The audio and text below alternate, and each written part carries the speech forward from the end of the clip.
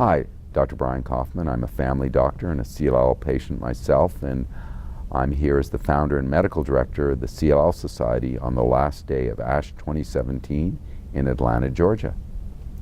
Hi, I'm Dr. John Byrd. I'm a professor at The Ohio State University and work in early drug development for CLL and other blood cancers. Dr. Byrd, one of those drugs that you've been involved in early development is Acalabrutinib, which is a second-generation BTK inhibitor, blocks the B-cell receptors like ibrutinib does. Can you tell us?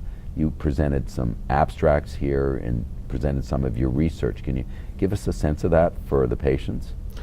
Yeah, no, so it became very, very apparent as ibrutinib came into the clinic and was really benefiting so many patients with this disease, both in relapse and then in the upfront setting where they needed treatment, that some people either were intolerant or for other reasons ibrutinib wasn't the right medicine for them, and that having a backup and potentially a better drug, because generally when we're developing drugs, the first one can have hiccups, and if we can improve on things, understanding the biology, we have the chance of making something better. And Acalabrutinib is a second generation BTK inhibitor that really goes much more after the target in CLL BTK and spares alternative targets that may cause some of the side effects associated with ibrutinib, such as diarrhea and rash and bleeding and atrial fibrillation. Although that's really, we can't say absolutely that there's a big difference until the two are directly compared. So what was very fun at this meeting was presenting both the safety of over 500 patients treated with monotherapy with Acalabrutinib and sort of looking over time as to how they do, and really not seeing big signals of safety concern. And more importantly, because if you have a safe drug, it doesn't look as good, or it's not working, then who cares? But really, what you want is a real safe drug that's real effective. And we presented the long-term follow-up of the initial Acalabrutinib study, which included 134 relapsed and refractory patients who had had an average of 2 prior therapies. And what we saw, with a follow-up now of over 24 months, is that the responses continue to go up. Over 90% of people responded. Small number of complete remissions, only about 3%.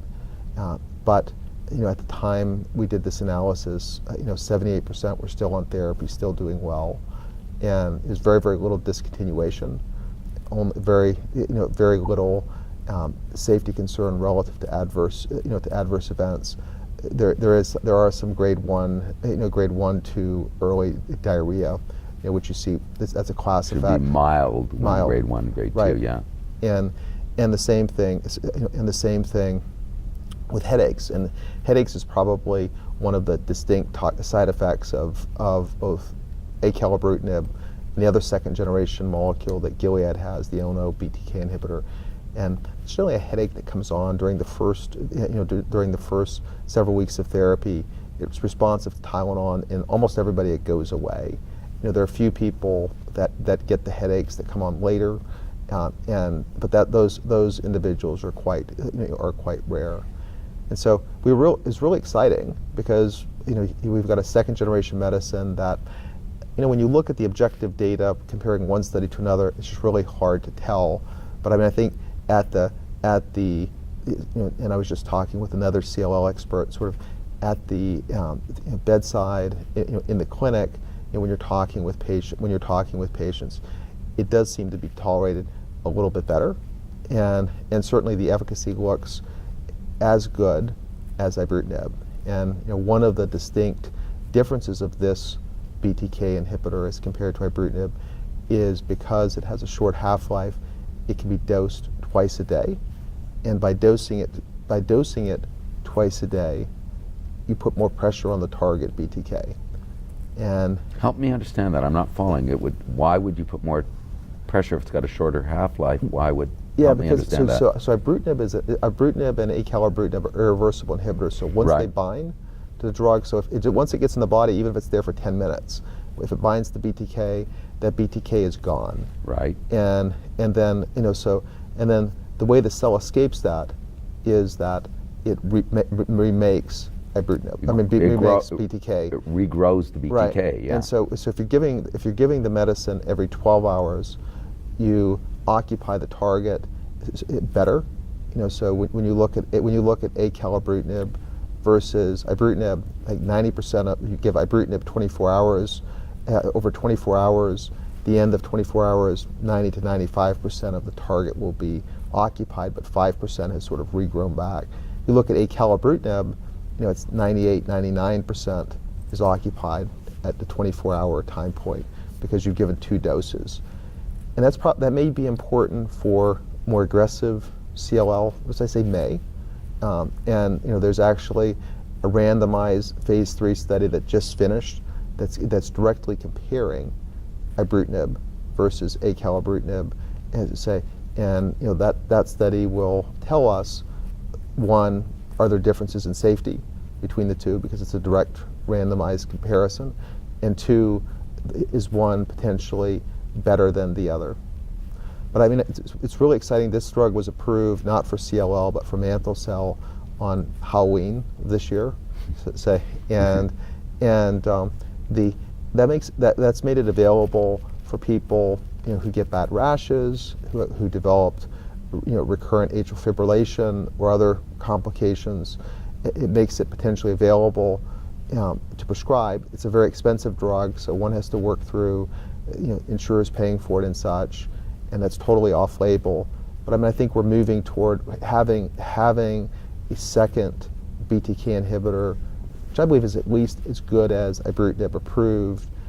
It's going to provide something for the small subset of patients who are intolerant to ibrutinib eventually. And I think as these new studies come forth, and with acalabrutinib versus ibrutinib, we'll see if we have maybe a better one. But we have to wait for the studies to know. Good. Yeah, that study just finished accruing, right? Right. Got all the. So you just. Right.